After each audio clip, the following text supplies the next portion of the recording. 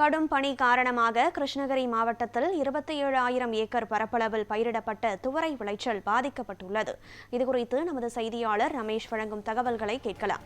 வணக்கம் ரமேஷ். பனியினுடைய தாக்கம் தமிழகம் முழுவதும் பரவலாக இருக்கக்கூடிய சூழலில் அங்கு கிருஷ்ணகிரியில் பனியின் தாக்கத்தால் துவரை விளைச்சல் பாதிக்கப்பட்டிருக்கிறது.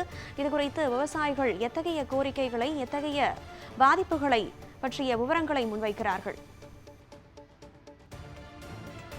கனகதாரா கிருஷ்ணகிரி மாவட்டத்தில் சுமார் 27,000 ஏக்கர் பரப்பளவில் துவரை சாகுபடியானது விவசாயிகள் மேற்கொண்டு வராங்க.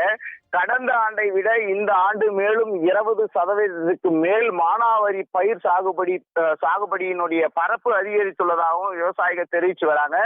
மானாவாரி சாகுபடியான துவரையை தென்மேற்கு பருவமழையை நம்பி விவசாயிகள் பயிரிட்டு இருக்காங்க. கிருஷ்ணகிரி, காவேரிப்பட்டினம், மத்தூர், சந்தூர், ஊத்தங்கரை அதன் சுற்று வட்டார பகுதிகளில் அதிக அளவு துவரை சாகுபடியை செய்திருக்கிறாங்க. கிருஷ்ணகிரி மாவட்டத்தில் கடந்த ஒரு வார காலமாக கடும் பனியுடன் கூடிய குளிர் நிலவி வருகிறது.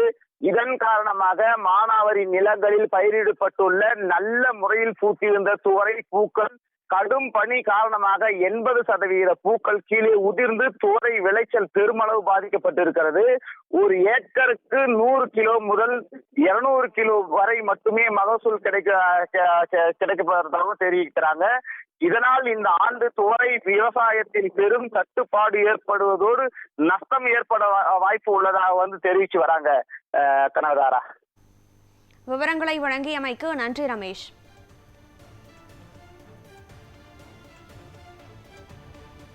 3 ஏக்கரை தோரை போட்டுக்கிறோம். தோரை 3 டைம் கொத்தணும், மருந்து அடிச்சோம், கூலியால் வச்சுதான் கொத்தணும். எங்களால செய்ய முடியல, ஒருத்தர் 2 பேர் தான் இருக்கிறோம். 3 டைம் கொத்தணும், 3 டைம் மருந்து அடிச்சோம், இன்னொரு டைம் இருக்குது மருந்தும். உழவு 4 டைம் உழவு போயிட்டுக்கிறோம். 3 ஏக்கராக்கு உழவு கூலி ஒன்னே 15,000 பக்கம் போயிருது.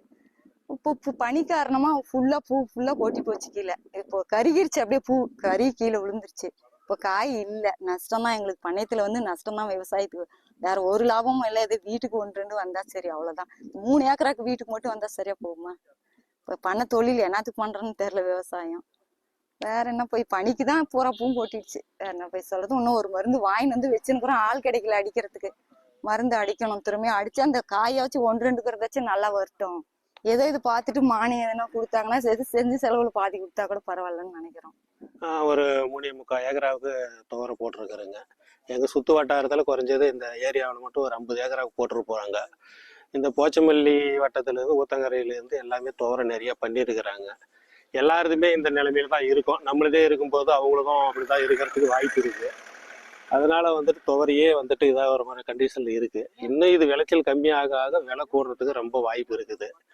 அதுக்கு கவர்மெண்ட்டாக பார்த்து எங்களுக்கு ஏதாவது மானியம் மாதிரி எதனா பண்ணி கொடுத்தீங்கன்னா கொஞ்சம் நல்லாயிருக்கும்.